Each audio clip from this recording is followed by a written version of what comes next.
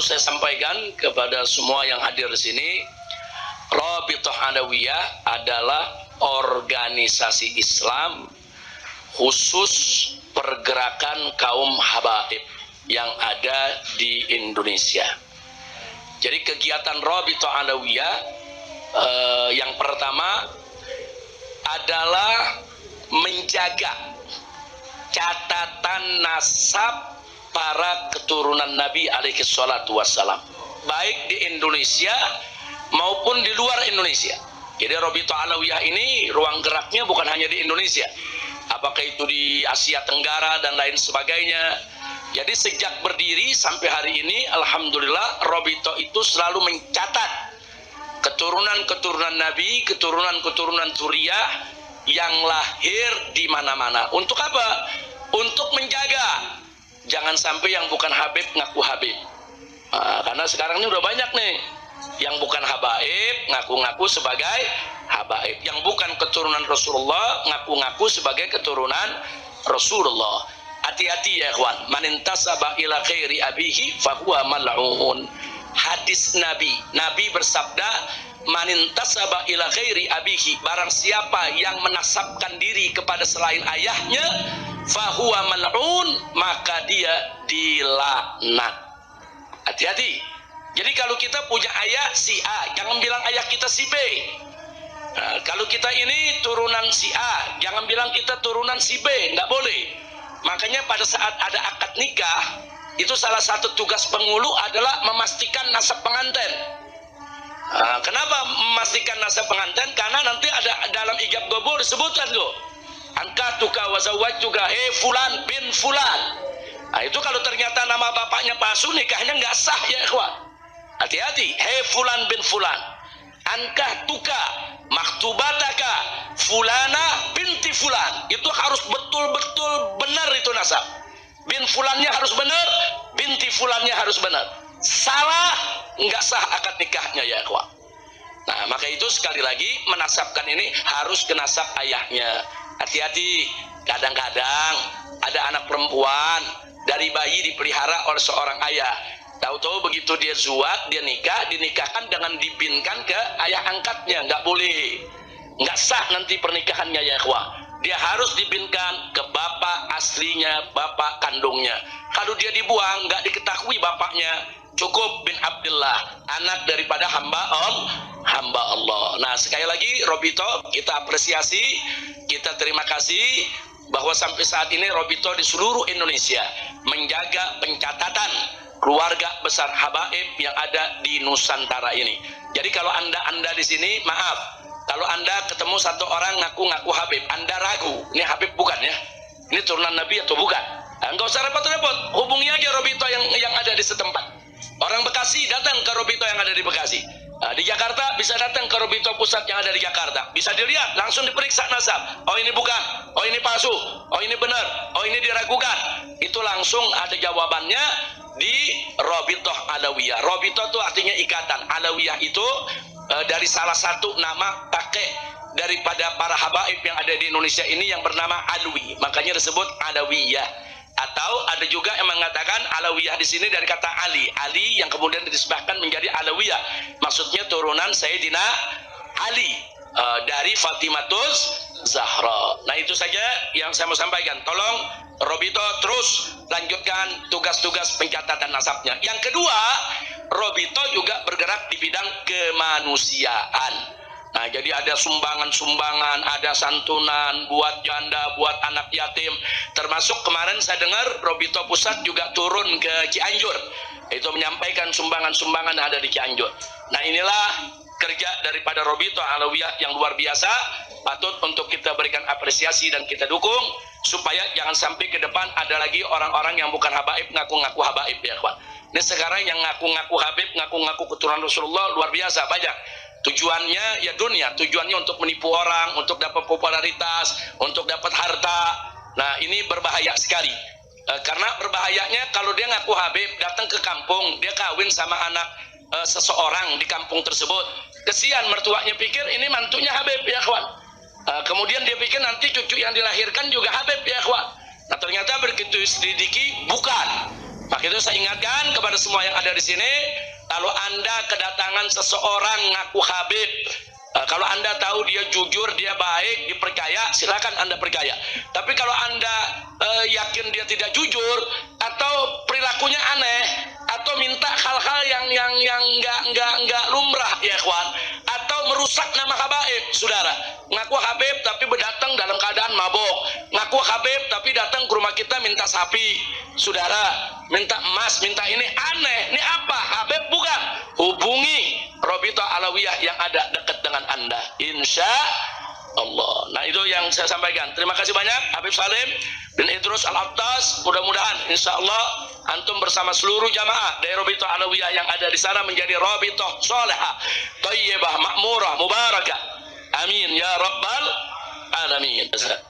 Selanjutnya ini tadi ngomong-ngomong masalah nasab, teringat kami sedang mempelajari status azmatkan gitu. Bagaimana status itu gitu, Bang? Ya. Terima kasih. Assalamualaikum warahmatullahi wabarakatuh. Waalaikumsalam warahmatullahi wabarakatuh. Ya, marga azmatkan itu termasuk salah satu marga habaib.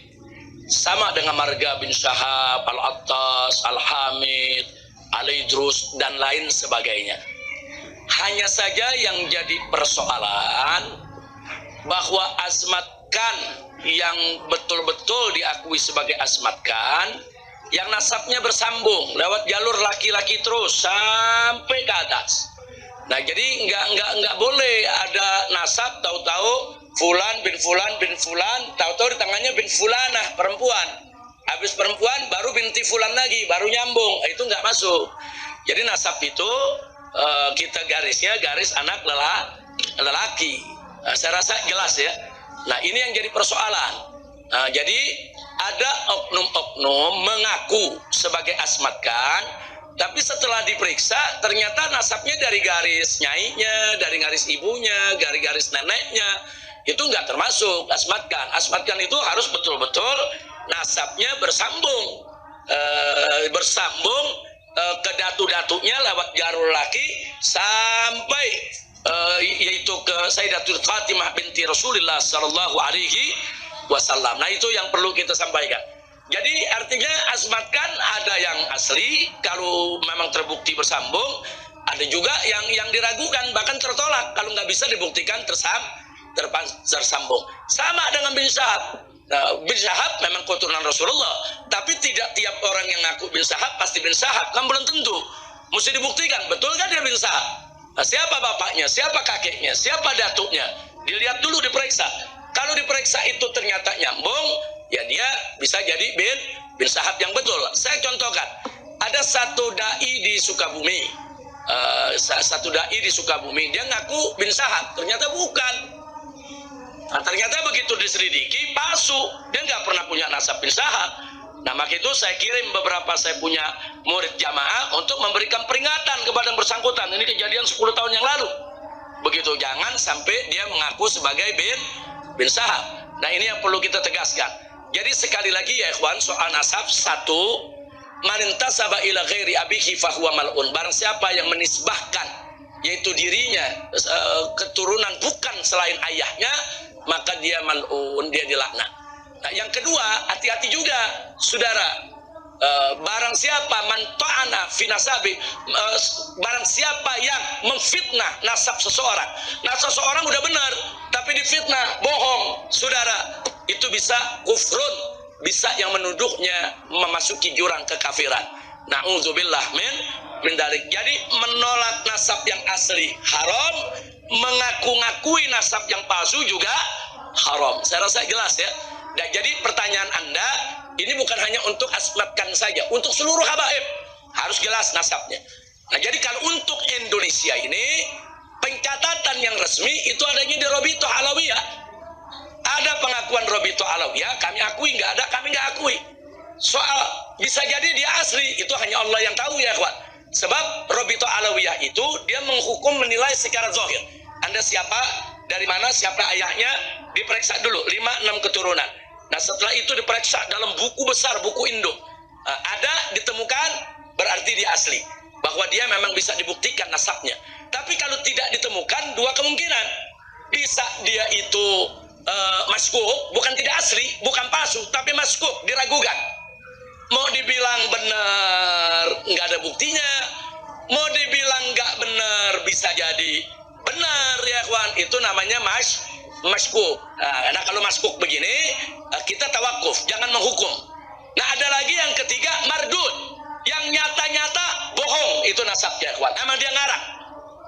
Jadi dulu ada satu dai juga di daerah Parung. Pertama dia ngaku sebagai bin Syekh Abu Bakar, tahu-tahu berubah jadi Assegaf. Bin Syekh Abu Bakar jadi Assegaf, nggak tahu udah sekarang ngaku jadi apa lagi ya kawan. Nah jadi artinya ada tiga ya, nasab itu ada tiga. Pertama masbut, artinya memang terbukti, muhaddab, terbukti kalau nasab itu benar. Yang kedua maskuk, diragukan. Kalau yang terbukti wajib kita akui, wajib kita terima. Kalau yang maskuk tawakuf, artinya tawakuf abstain, jangan beri penilaian. Yang ketiga mardud, wajib ditolak kalau mardud. Saya rasa jelas ya. Ini bukan hanya untuk Asmatkan, untuk seluruh marga di kalangan habaib. Nah, karena sekarang yang ngaku-ngaku kan juga banyak. Hati-hati, yang ngaku-ngaku hati-hati, mal'un, dilaknat di sisi Allah. Jadi Anda mau mulia nggak mesti ngaku-ngaku keturunan Nabi ya ikhwan, enggak. Orang bisa mulia tanpa harus jadi keturunan Nabi alaihi salatu wassalam.